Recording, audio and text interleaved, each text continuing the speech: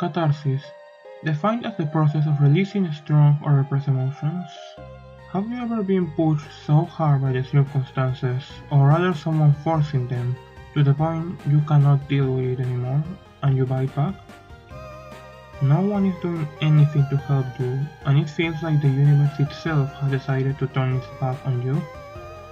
Feels like drowning, sadness, betrayal, humiliation, rage. Someone has to make justice, someone has to make them pay, and you're done waiting for that someone to arrive. But the bad thing about revenge is that it's easy to let yourself be consumed by it and take it too far, and you won't be able to notice until that cathartic moment happens, when everything goes down in flames. That is catharsis. Your name is Damara Megido, and you're done taking everyone's shit. It's time for payback. Hi lovelies, welcome everyone. My name is Roxanne, but you can call me Roxy, or as I'm very known as, Foxflower 14.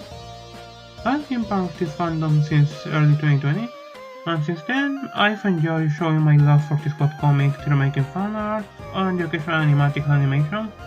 Oh, and also I really like Damara. Like, really love Damara.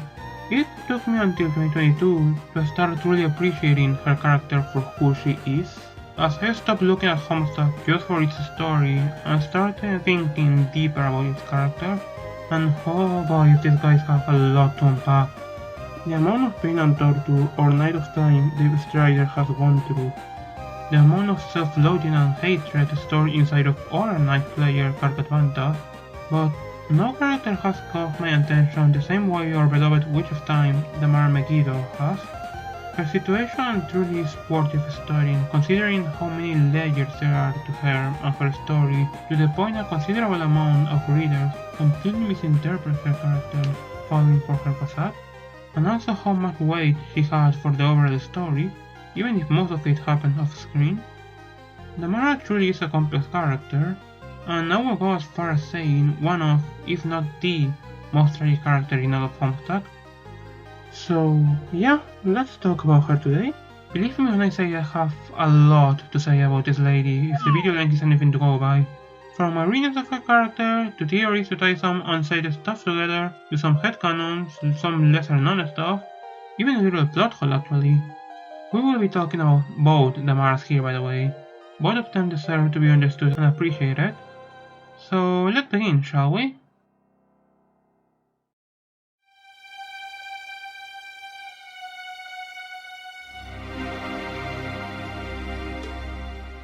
Before anything else, it's important that we are on the same page here. To discuss Damara, first we need to establish who Damara is, who she really is.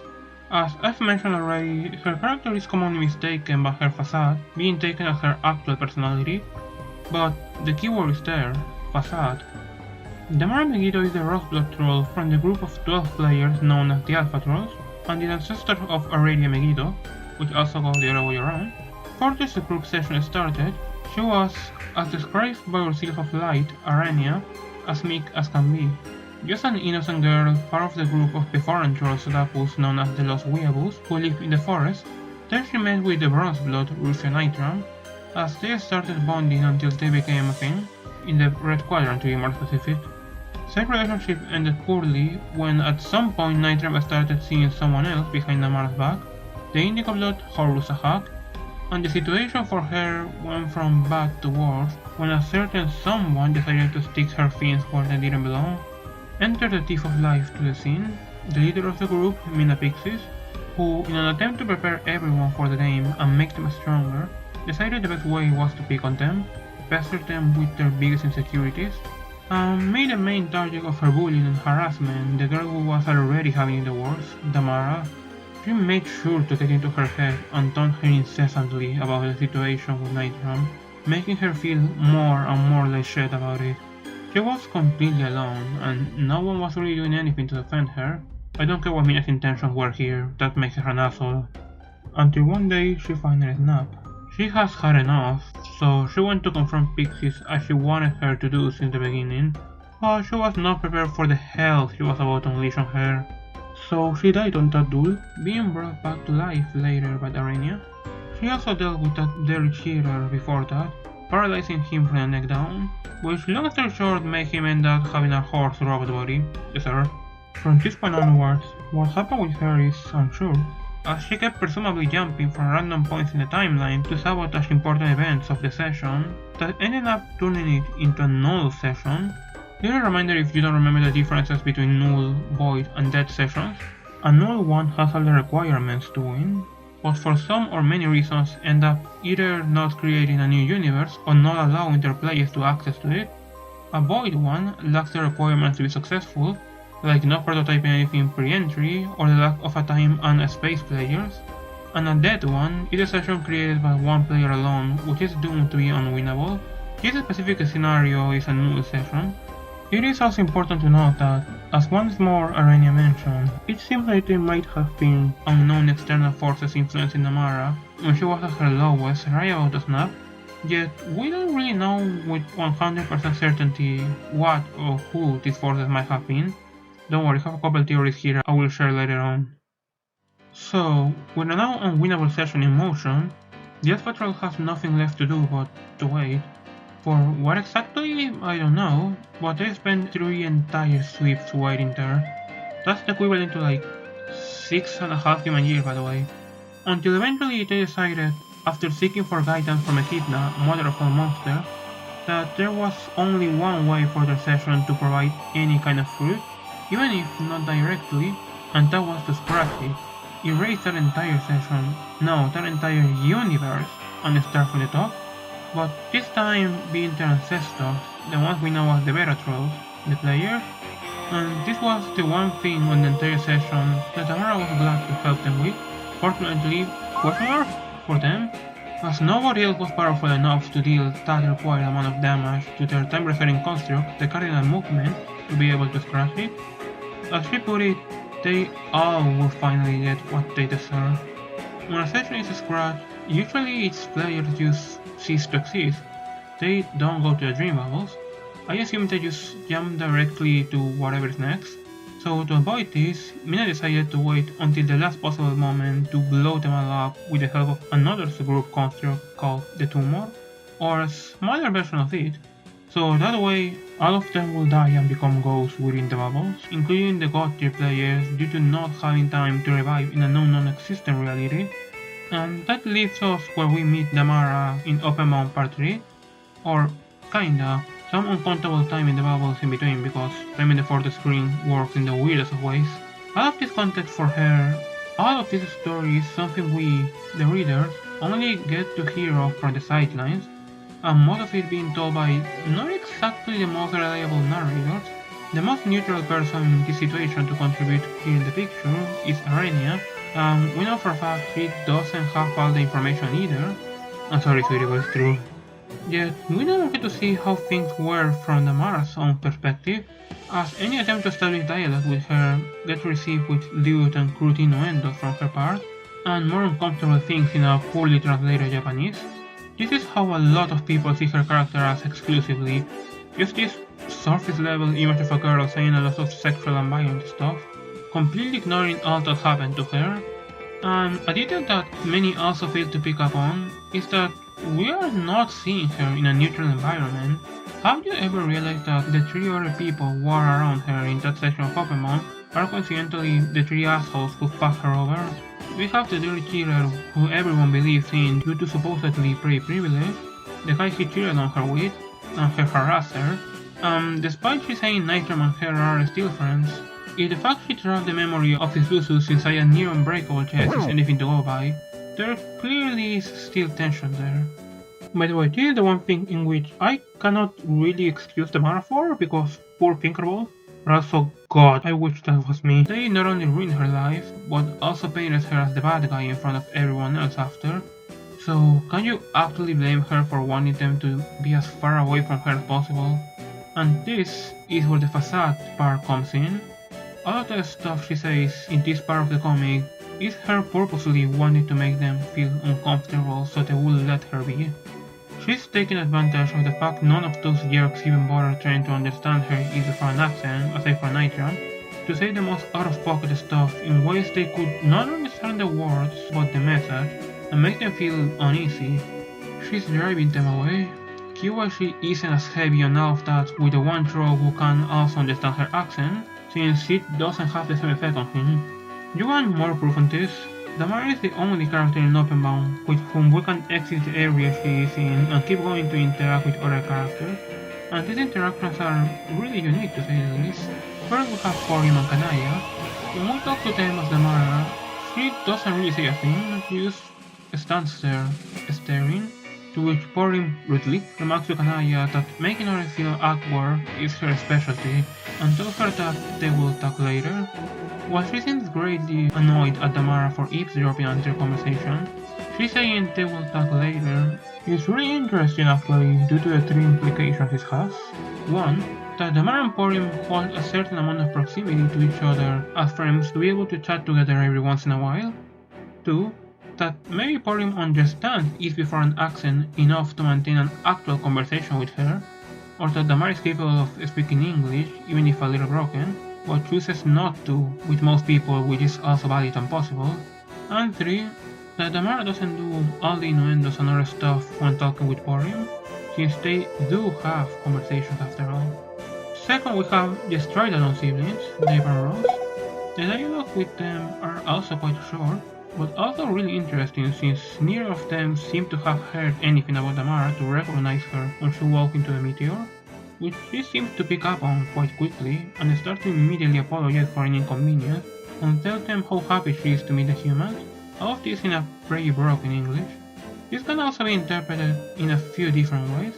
I used to see these interactions before as Damara just pretending to be a little innocent so they would let her wander around without getting on her way, but after thinking more deeply on her character, I think this is less of that and more of her just genuinely trying to be nice to them. The humans haven't messed her over before, and they don't know her enough to have any preconceived notions of her either, so maybe she saw them as an opportunity to just let her guard down for a little and make some friends, even if just for a moment. Yet I also feel like she might be overcompensating with the niceness a little bit, not out of not being genuine, but maybe just not used to talking to new people like that. And third, okay, this one actually bothers me a little bit. There is the interaction between Damara and Teresi, because she threatening her if she gets close to Karkat is meant to be a funny callback to Atula doing the same if she gets close to Mituna, but it just feels a little out of character.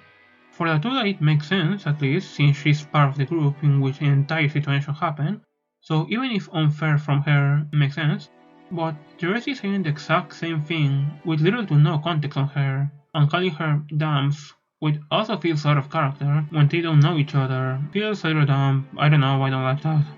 Also, I will ignore completely the house interaction because of course I will, they're just memeing, so yeah. I'll be honest, I can't really blame people for misreading her character though, considering how many things are going on in the story by the time we meet the Alpha Trolls, and she being the last one to be introduced after hours most likely of putting up with the long intermission that is Openbound. A lot of people are tired by this point and just want to get on with the story from what's essentially a bit of a filler episode. Regardless, Damara has a lot going on with the little screen time she has. She's one of the reasons for one of the biggest events that triggered the entire story, that is the crash that caused English to be able to affect the beta troll sessions and trigger all of Homestuck. Yet that happened on a memory. We don't get to see that, despite all the build-up there is for her character. Not only throughout Openbound, but since Act 5, Act 2, we barely see any of her, which is actually kind of an issue I have with this webcomic. Damara has a lot of build-up, but no actual payoff.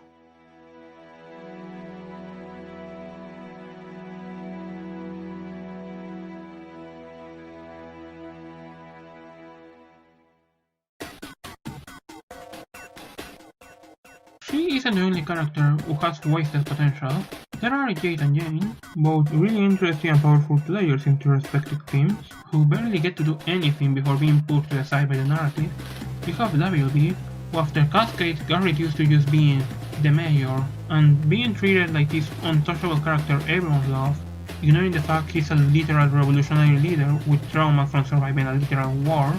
For Skaya's sake we have Pfeffery, who not only had a really interesting plotline, the entire Ares thing, and her connection with the Horror Terror, but also considering her mythological title of Witch of Life and how broken the witch class is, could have been a really important, powerful player for her session and one of the most interesting characters had Hossie not killed her off for the dumbest of reasons. That will never not frustrate me, by the way. I'm getting sidetracked. There is no character with a greater wasted potential in my eyes than Damara Megido. To explain why, let's jump for a moment back to the beginning, okay? But this time on the other side of the scratch. So we'll jump forward, I think, actually. Never mind. The cardinal movement was a scratch, the universe is resetting, and the order of the meteors between ancestor and descendant has been flipped. The one known as players of the game are now just figures of legend in the most part, but most importantly, it is a scratch reality that allows for the Angel of Double Death, the Lord of Time, Lord English, to enter to this world and start wreaking havoc, or not really start since he has been doing so for a while now. After all, he was already here.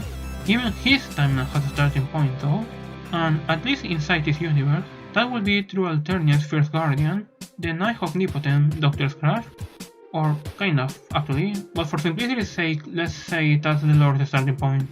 In order for his arrival to go untroubled, some preparations were required, involving meddling with Alternia and getting his servant ready. This is where Damara's story starts again, right after being robbed from having a normal life, or as normal as it can be in Alternia at least, by Dr. Scratch, to turn her into a servant for Lord English. She spent the first years of her life, we don't even know how long exactly, under the Doctor's tutelage inside the Felt Mansion in Alternia's Green Moon, being taught how to be his handmaid. Needless to say, it wasn't a good time at all for Damara, being raised by an abusive asshole in suspenders, having her freedom taken away from her from the moment of her conception. When we met her, she was already beyond broken. That sweet innocent girl pre-Scratch Damara was before the entire situation happened. Probably didn't even get a chance to exist on this reality. She never got a chance to just be, and got reminded time and time again what her purpose was and what was waiting for her once she grew older. She was destined to become the one to bring terror and fear to Alternia all throughout history. She would be his tool for destruction, to make sure everyone feared his name. She would become the Demoness, someone feared by millions upon millions of trolls, even more than he was, showing up at multiple points of Alternian history to terrorize them, until the moment of her final duel against the Empress, her Imperious condescension, which he was gonna lose to finally be replaced as his slave and be free, not someone else being trapped under that course. So yeah, in the meantime she was to escape and to outrun shenanigans, trying to run as far as she could, yet ultimately not being able to outrun him. That is pretty much the story of Damara, at least for me, by far the most tragic and upsetting of any character from Homestuck. But going back in the topic, now you might be asking, Roxy, what do you mean when you say Damara had a lot of build-up since Act 5? Well, my darlings, allow me to explain then. Through Scratch's narration, we not only get to learn Damara's and the others' story as the ancestors of the Veratrolls, but we also learn for the first time about this being a Scratch session, putting already in our minds the idea of a session with the ancestors as the player. Suddenly, all of these figures get a lot more interesting to try and picture in a similar scenario than the troll we have been following since the beginning, and the closest we have to that by this point in the story is Damara, who is the only ancestor we meet before she grows into her role in the big picture, and we get to see how much she hates it. We also learn, of course, of her connections with Lord English, yet despite all of that, her story is once again one of the most clouded by mystery out of the 12. All we know is that she brought terror to Alternia as his servant and kept constantly time jumping, yet anything else is pretty much obscure, making her already a bit of a mysterious character. Now fast forward to Act 6, Act 3, and we meet face to face for the first time with one of the trolls from before the universe was a Scratch, one with a deep passion for lore and exposition, Aranya Circuit, and inside the dream bubble, with quite an interesting combination of characters, she begins telling us about their session, their world, and all the other interesting details about the— or well, she would have had she not been interrupted by a very rude and impatient fish. Gee, thanks for rubbing off from all that interesting world building and important development, Pixies. Greatly fucking appreciated. Even despite that lame excuse of a narration from her end, we do get one huge interesting detail. That is this panel of Damara standing in front of their, by this point still unnamed, time-referring construct after it was scratched. This is the first glimpse we get of pre-scratched Damara, which already tells us she is also insanely powerful in this universe to be able to deal damage to their equivalent to the beat Mesa. Actually, we have two huge interesting details here.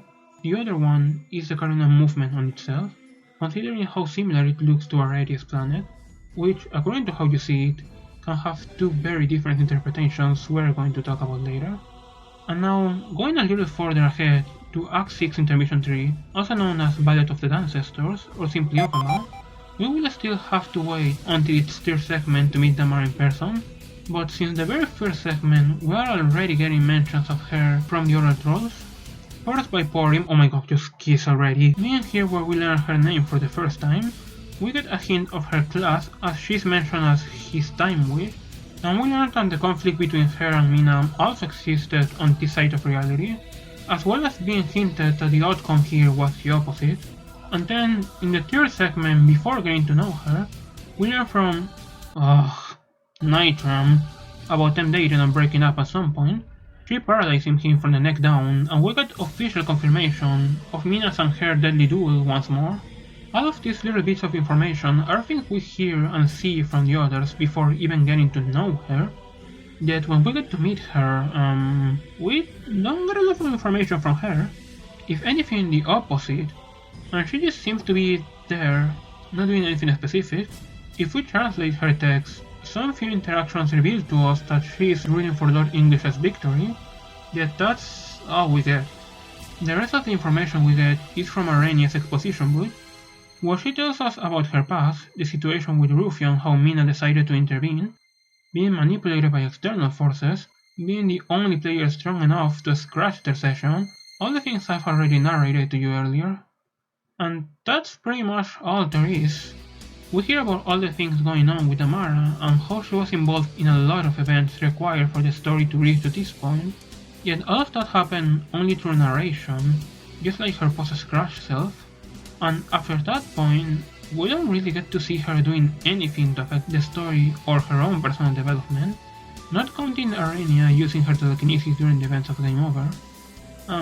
It's frustrating, since not only does that leave her personal arc narrated from the introduction of the Demoness to now hearing about her pre-scratch self hardships incomplete, but it also leaves a lot of questions unanswered. Just to point some of these, what were said external forces that ended up pushing her over the edge? Why was she one of, if not the, most powerful players in terms of raw power, considering there are at least 2 confirmed god tiers within their team? What was she doing during her time inside the session when she was constantly time jumping aside from sabotaging key events? Why would a time player with the ability to skip forward in the timeline go through such lengths to ensure the session's defeat instead of just messing with one specific event, since that has already been shown to be enough to derail a timeline? How did she get the quills of Echidna? The question that initially got me to start theorizing so hard about her: is she a god tier? You might see now what I mean when I said she has a lot of wasted potential.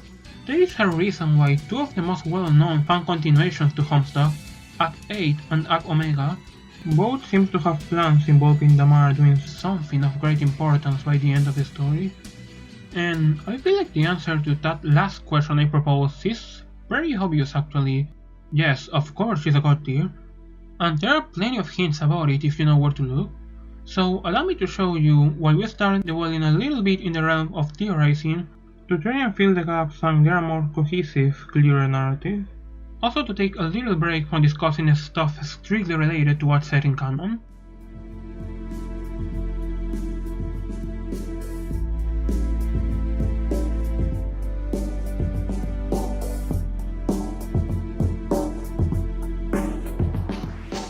So yeah, our dear Damara is a god tier, and I'm quite certain of this one.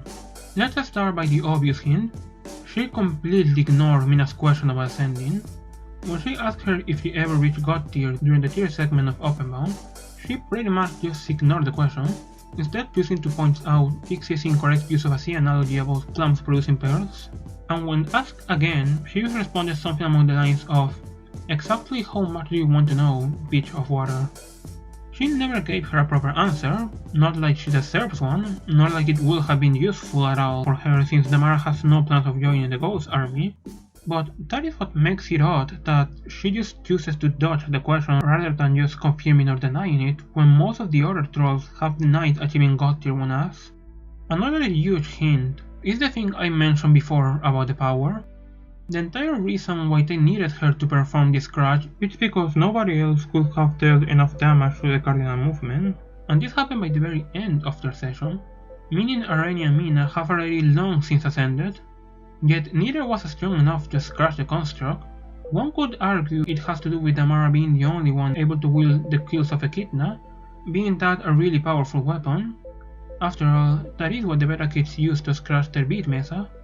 But then we will be ignoring the fact that there is no longer a limitation for God tiers, since after reaching a certain level in your egg ladder, you no longer rely on the Strife Specibles, so Arania could have borrowed those and performed the scratch herself if that was the reason. So how is it that Damara became that powerful? It would make sense for a Witch of Time to be capable of dealing that amount of damage required for a universal restart after ascending and getting more control over her abilities. And then we have another huge clue that is the parallels, since, as we know, Homestuck loves its parallels. The conflict between Damara and Mina is not only meant to play as a parallel to the one between the Demoness and the Countess, but also to the one between Aradia and Briska in the post-Scratch universe, even down to it being a Megido going against a thief, a retribution for dealing with their BS. In both situations, the thieves got the confrontation they were so looking forward to, but were greatly outmatched, and pretty much beaten to death as a result, leading to their ascensions. At least we must assume that is how Mina ascended, since it's also possible she ascended through one of their sacrificial slabs after, but whatever. In the Beta Troll sessions, Aradia ascended into her God tier form way after that as a result of her robot body exploding in time for her to finally wake up in theirs, die again and ascend, thus making both ends of the conflict be the only ones of their team to ascend to the God tiers. Meanwhile, for the mirroring to be complete on this side of the scratch, we will need our Megido to also ascend at some point way after the duel happened. Arania being a God tier doesn't really work as a parallel. If anything, she will be the one breaking the parents considering Kanaya never reached the God tier, not in this story at least, and Mina is the one already being a parallel to Briska.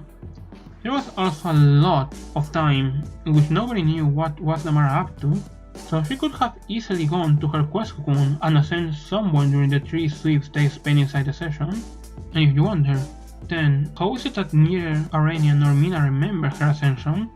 Well, remember how I just mentioned the sacrificial slabs a few moments ago? Unlike the quest bets or quest cocoons which showcase a player's ascension through Skaya to everyone in the session, the sacrificial slabs don't do that, and also require just one body to ascend instead of 2, so that is a possibility. Since we're talking about theirs and Dream Self, there is also something really weird about Damara, by the way, since her Dream Self wears the exact same outfit as Aradia's, including the holes in the dress, as we see in Mini Strife, yet those were part of Aradia's to parallel her clothes that were like that because of her death, which didn't happen to Damara pre-entry, and you can say they just modify Aradia's sprite to make this one of Damara because there's only one Aradia Mini Strife, meaning this was specifically made for Damara, so why does her dress also have the holes in it? I know there's probably no actual reason because these weren't made by Hossie, but it puzzles me. I'm getting sidetracked again, I'm sorry. To continue in my arguments for Damara's ascension, I have one more big proof, but for this one I need to address a big unanswered question. Why did Damara go through so much trouble to mess with her session? Just think about it. There are a lot of things about it that make no sense the way Homestuck narrates it. We know it just takes one little thing going different from the plan in the main timeline for it to get doomed thanks to the intervention of Lord English making the conditions for success a lot more strict. Then, why will Damara bother sabotaging not one, but many key events of his group to ruin their session? She's a time player, she knows how timelines work, and not only that, let me remind you what Dr. Scratch said back in Act 5 Act 2. Though they could not realize it for the bad omen it was, their session was not the one in which they had been spawned. Such is a symptom of a subtle glitch affecting certain sessions. The Alphatros session was glitched from the beginning, since they weren't created there, but in the other side of the scratch, meaning they never had any chance of success anyways. If anyone will notice, it will be the player with the ability to skip forwards in time. So, if Damara knew all of this, then why would she bother? And here is where I think we got tricked by the narrative into believing in something that never was. The Alphatros session was not glitched from the beginning, since Damara herself was the glitch. Let me explain what I mean. I believe the ectobiology lab required for their session to close the loop of all 24 trolls being created and sent back in time did spawn, but Damara destroyed it. We know that for Lord English to enter a universe, it needs to first be scratched, meaning had the alphas not scratched their session, English wouldn't have any entry point since, chronologically speaking, this was the first scratch in the story. They would have won their game, created the humans universe, and gotten their ultimate reward by entering it. Being there where the first scratch started grants them a lot more room for error, since the vast majority of events leading to English's creation happen in the sessions after, and if there's a session in which his existence cannot be achieved, he just loses all connection to it since there is only one Lord English. To borrow a non-canonical example to demonstrate what I mean, there's Pester Quest, in which Calliope and Calderon lose contact with the timeline once it got derailed. We don't even know which forces were the ones influencing Damara when she was at her breaking point.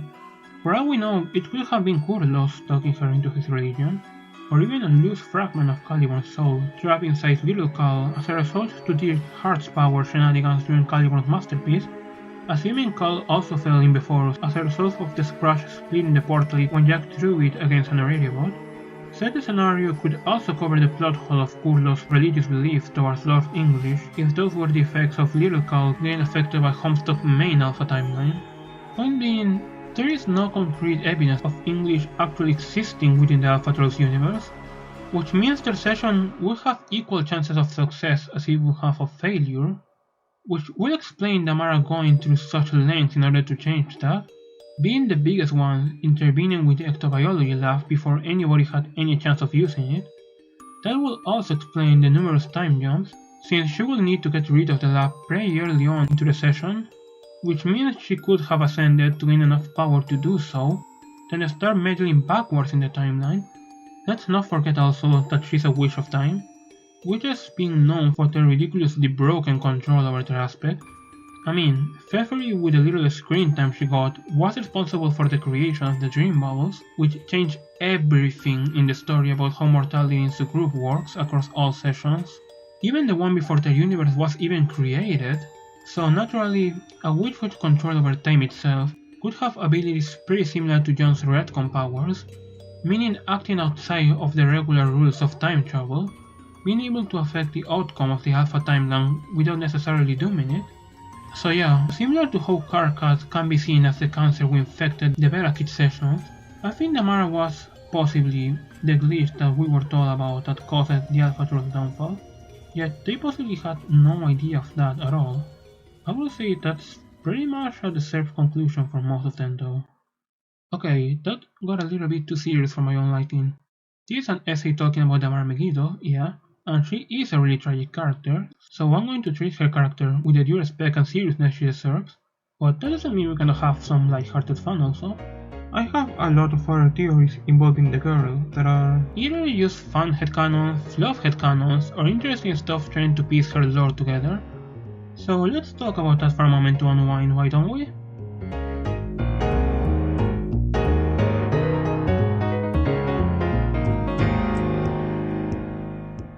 I recall using the word plot hole earlier, and was also talking about Lord English and John's retcon abilities, so that's as good of a starting point as any. What am I trying to get? Well, basically that I realized another huge plot hole created by the retcon that, surprisingly enough, I don't remember ever seeing anyone bringing up, but it is possible that we could have a runaway post-Scratch Damara on the run in the timeline. So basically the thing is, despite retcon creating a duplicate of each character from the pre- and post-retcon timeline, we know there are not two Lords English, meaning he must have come from the pre-retcon timeline as we already saw, yet that leaves a couple of inconsistencies. For example, how did the Alpha Kids get the Lollipop Juju a second time, or who sent Union Jack the little Cal again? But the fact that Briska's God tier clock was still presumably smashed by Space's leak despite her being alive, rendering her immortal since John didn't go to the Felt Mansion to change anything there. That's the thing, John didn't intervene with the Felt Mansion events at all, yet we know for a fact that Dr. Scratch still exists in the post-retcon timeline, since many events caused by him would still need to happen, or else many things from his timeline, like Aredia's death, the plan to create the Green Sun, and so many other things, wouldn't have happened, meaning also that Scratch has no knowledge of John doing any of this. It is safe to assume then that the events at the mansion happened the exact same, including Hossie killing the Doctor, yet this time there is no Lord English to stop Damara from simply running away. And yeah, the universe was about to end as we saw in Cascade, but are you telling me this girl, who was already ungodly powerful due to the curse, wouldn't find a way to also get to the new universe? And you might be asking, wouldn't that just doom the timeline since the demons still existed throughout alternate history, meaning maybe Lord English must have found a way to force her into servitude? To which I reply, remember what we were discussing about Damara's witch class allowing her to act outside of the established rules of the time aspect? If there is any player with an even greater control over the timeline than the Lord of Time himself, who still needs to obey certain time loops, that would be the one whose class let her play outside of those. A Witch of Time could find a way to navigate around that time loop and avoid dooming the timeline. The proof being the fact that we have seen the timeline succeeding, unless the Doom timeline situation died alongside the universe everyone was escaping from regardless. So yeah, how about that? We have a runaway powerful Damara just chilling somewhere in the timeline. I would imagine the uncounted still existing Curse of Immortality worked the same way a God tier clock would, because sure, why not? Oh, I mentioned a witch being able to overpower a lord, didn't I? Because that leads to another Comfort headcanon I have regarding once more post-Scratch Damara, and that is that I like to believe she wasn't always acting as Lord English's Enforcer of Doom, and maybe most of her time she was just hiding out of his reach. So like I said, it would make a lot of sense for a witch to have more control over time than a lord, even if in different ways. So if anyone would be able to trick Lord English into losing her throughout the timeline, or even throughout multiple timelines, it will be Damara. So who knows, she got to fulfill her role for the stability of the Alpha timeline, but outside of that, she could have just easily been enjoying life, wherever she wanted, just by being while hiding her true appearance not to get noticed, maybe borrowing that one cubot that was a blind spot for a Scratch, maybe even spending time with a very special certain J-Blood that loved her a lot and became Mace Britain. But it's my essay, let me have my fun, okay? But for real, going back into the subject, those last two were less headcanons and more use possibilities that could fit perfectly within canon Homestuck. So now for some headcanons that I like, were a little less basic to back them up. There is one that I use for my Catharsis animation that is about Yaldabot being Damara's denizen. Basically my reasoning for this one is that we know Yaldabot as a denizen doesn't get assigned to a player according to their aspect, but according to their potential as players, the ones destined to achieve the greatest of things. Both players we have seen having him as a denizen, Dirk Strider and Caliban, have one thing in common, that is having strong connections to Lord English. The former not only was responsible for merging the souls that created English and trapping them inside of Little Cal, those closing a time loop, but he's also part of Lord English through his autoresponder Little Hal, who is one of the souls. Meanwhile, the latter might as well be called Medium Cal, as he is the main component of Lord English. He literally is younger Lord English, since the Big Cal is pretty much just his overpowered self-insert OC. It seems like Yaldabot's condition about being assigned to the strongest warriors, due to Lord English's existence across all of this session, got shifted to remove the one player from each session who has the most involvement into his creation. If I had to guess then which other two players could have gotten him as a denizen, I would say for the Bellatrix, possibly the Bard of Rage, Jamesy Macara, which would also work for the sort of foreshadowings that Homestuck does to assign him such a powerful denizen, much to his teammates' confusion. And for the Alphatros, it would have to be Damara Megido, as she was the one causing the initial scratch. As a sister theory, I like to imagine as well it was Damara facing Yaldabaoth what gave her the amount of power that she required to mess with the timeline. I imagine it as Damara going God tier, possibly 2 sweeps into their session, then going back in time to face her Denizen, defeating Yalda, and as a reward, acquiring both part of the powers her post-scratch self has, as well as the most powerful iteration of her weapons, the Thesis of Silwich, which she would keep mostly hidden, as part of her plan to keep her ascension a secret. I have also some sub-headcanons I will touch upon as briefly as I can, such as the survival of her Ram Lucius, also known as Ramma, since Aurelius died because of the cycle of revenge, yet there's nothing indicating Damara suffered the same fate, meaning she could have pretty much prototyped her pre-entry, and she would have been able to keep her daughter company throughout the 3 sweeps of the group. Also love headcanoning an alternative timeline in which Demonet decided to hop back in time, Mrs. crushes as herself to free her younger self, and then take care of the Condess and Lord English all by herself, taking the Cairo overcoat, Green Skull, Tiara, and Trident as trophies. A couple of fantasies may be Hulk hint at this timeline by the way. She will also take over the Fell Mansion, adopt the version of Ramma that would have been her Lucius, and live happily in Midnight City. One of my favorite headcanons with literally 0 basis that I made up just for the comfort. There's nothing wrong with those. Another one of the same kind is my Ram 1C Damara headcanon. If there's any headcanon from this essay that I would love to see other people also adopt, is the idea of Damara owning a Ram 1C as a tip from her Lucius. Then there are a good amount of Damaras wearing the exact same onesie, just running all across the dream bubbles, being all happy and cutesy and all that. Also love headcanoning her as a huge Sailor Moon fanatic, considering we did get to see her in canon cosplaying as her after all. So I like to imagine that being a big hyperfixation of her that, even after everything, will still bring her comfort and helps her remember better times. Okay, I will calm down now with the comfort headcanon with no basis at all. That's not for what you all came here for after all, I will assume. So going back once again to theories with a little more basis, I have a very interesting one actually about Damara's planet. Do you remember what I mentioned about the cardinal movement looking pretty similar to Aurelius' planet, having possibly 2 different interpretations? Well, there is the most obvious one, that is that Damara and Aurelia had the exact same planet. That is a theory I never truly liked, so I added a little spin on it a few years ago. That is picturing them having the exact same land, except Damara's is more evolved than Aurelia's. Basically my theory states that if Ascension has time players on both sides of the scratch, then they both would have the same land, but with different degrees of evolution, similar to how the battlefield evolves more with each prototyping. Damara's land in that case will be a more complex and varied version of Aurelia's, yet both will still be the land of Quartz and Melody, and the Veratrol's lack of a time resetting construct will be part of the group mechanic, making it not respond as the land is no longer evolved enough to hold it. That is the headcanon I've been using in regards to Damara's planet for years. Up until I noticed something, the Verakid's time resetting construct, the Beat Mesa, resembles both Dave's shirt as well as his time travel devices, mostly the devices actually, but they don't really resemble anything from Dave's planet, Land of Heat and Clockwork. One could argue maybe the Clockwork bits because of the gears underneath, but that does not quite cut it. The only thing that matches is its color scheme, but aside from that, it doesn't necessarily look like Dave's planet, which made me think, how would another Times Player planet look like if any of the Alpha Kit had been a time-bound player?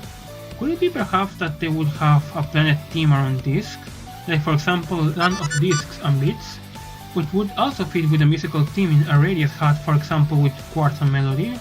So what I'm getting at is that, what if the same logic applies here? We haven't seen Damara's planet, we have seen the cardinal movement within her planet, that for all we know could have been as a way for the group to give the players a sneak peek of how would the planet of a new Hero of Time look if one of the new players has time as their aspect. If that theory is correct, then that would mean Damara's planet could have been literally anything and we wouldn't have any way to know, completely up for interpretation. Now this theory could be debunked if we consider in Open 3 Damara uses the memory of a giant quartz to block the way, but who knows, maybe it was a memory of specifically the cardinal movement, it could still make sense. Okay, let's take a little detour for a sec. The little part is completely unscripted by the way, because I just realized that I completely forgot to mention anything about Paradox Space, which is really interesting in and of itself when it comes to how Damara is portrayed. She only shows up on 3 different comics, One about the Secret Sufferer, in which he only shows up for literally one panel. This kind of conflicts me because simultaneously it's one of my favorite official Damara drawings, considering Paradox of Space might not be canon but is official still. Yet also I don't really like how her portrayal here is kind of leaning more into fandom Damara more than canon Damara. Then we have Handmaid on Alternia, which absolutely go girl for drawing a tick on that asshole by the way.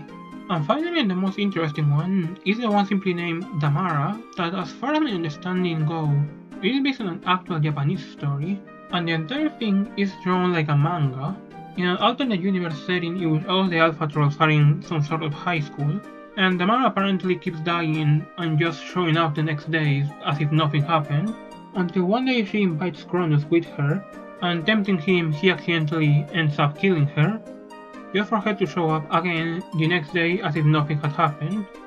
This leading to a pretty badass scene of both Kurdos and Mjolnir taking him out, and she saying that she knows exactly when and where are all of them supposed to die, and that any deviation from that timeline doesn't matter, and all he did was writing himself out of that. I honestly kinda love this one because of a number of reasons. First of all, because we get to see the Kurdos Mjolnir Damara friendship for like 1 or 2 panels technically. And second, because if you think about it, it also kind of shows something I mentioned about the Witch of Time powers, allowing her to rewrite the Alpha timeline. As she just keeps coming back, those are not stable time loops or anything, she's just coming back.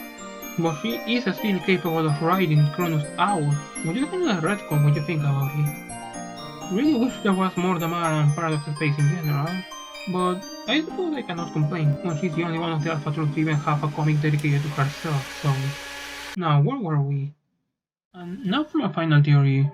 This is actually a little less of a theory, and more of character reading and interpretations actually. What, you thought I was done with character interpretation after my first point in analysis, didn't you? This is also something I've given a lot of thought actually. That being Damara's possible relationship with 2 of the other girls from the Alpha Trolls, Pouring Miriam and Mulin Leon, and why I think both of them would actually be quite close to Damara, or possibly even within her quadrants. And the reason why I left this part of the character analysis out and placed it here right after all the theories is because I actually take a little bit from some of them in order to complement the bases I already have. Once again, to try to fill in the blanks and provide a more cohesive narrative. So, starting with Miriam, who as I have already mentioned earlier in this essay, seems to have a friendly relationship with Damara and possibly being able to understand her way more than most of the other teammates. I've already made my case in terms of their friendship, but I think they will also complement each other quite well were they to be in a mate ship together. Tori has been in a lot of relationships during their session, as she has stated already, her longest one being her mate ship with Arenia, which they ended at some point during their session. I like to imagine a safe breakup might have happened perhaps 2 or so sweeps inside their session, which would have lined up with one of Damara's lowest emotional points. Due to Porin's motherly nature, she would have still been close friends with Damara, as she saw her as someone who needed comfort and a shoulder to rely on after everything she went through. They would have had an unofficial more allegiance of sorts. However, after Porin's and Arenia's breakup, the former would start spending more time with Damara as she realized she's once again struggling with her own internal turmoil. This being her inner conflict between seeking justice for having her life ruined, deciding if she wants to seal the deal, go through with Ascension and the plan to doom their timeline for those English to exist, or just live her life, find a way to achieve victory and leave all of that behind. That inner conflict pulling Damara deeper and deeper into a spiral of despair and guilt. Porin would come in at that moment to keep Damara company and help her feel less alone. Damara feeling comfortable around someone who seems to genuinely want the best for her and won't leave her alone again. Being able to be truly herself and let her guard down every once in a while. Being truly happy around her. And Porin learning that she can take care of someone in a way that would still not be forcing her into the standards she always wanted to avoid back in before us. And that sometimes she can also be in that position of being taken care of by someone else herself. Also, since this headcanon implies both of them having been close friends for at least 2 sweeps prior, they will develop a really deep bond as a result of their mate ship evolving from an initial more allegiance. Also a little tie-in with another fluff headcanon of mine I was saving for this moment about Damara being somewhere within the ace spectrum, possibly being demisexual, meaning only feeling genuine attraction towards someone once they have developed a deep emotional connection. As for Mewling, I feel like her and Damara could potentially be pretty nice Moirials, or perhaps a mixture between more allegiance and mateship they choose not to categorize exclusively within either, since they share a lot of stuff in common. Both are girls who have suffered a lot because of love in different ways. Both struggle to communicate with the rest of their teammates due to their unwillingness to try and understand them, and both are ultimately tragic characters who ended up serving to Lord English for different reasons. Damara out of despair and fury, and Mewling being manipulated into it without her knowledge. I feel like the first point alone will be a huge reason for them to bond over.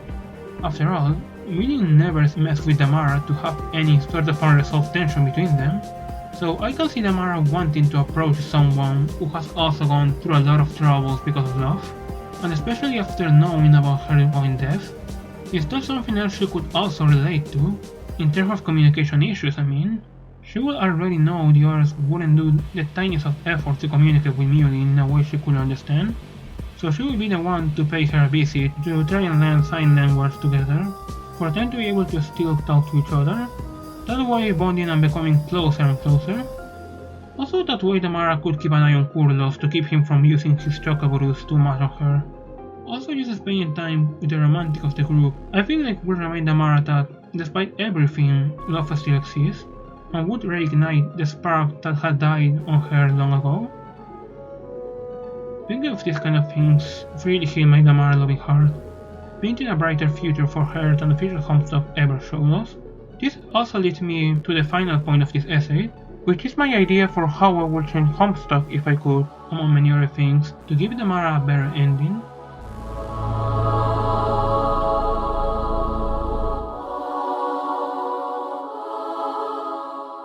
Because this is something I've been thinking for a long time. As you may have noticed from what I mentioned before during one of my theories, but retcon left a lot of loose ends and plot holes in the story which, at least for me, have made me gradually like less and less the ending of the visual webcomic.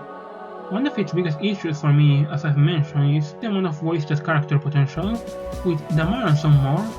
So this is an idea I've had in mind that I will most likely never actually create, but would like to share regardless.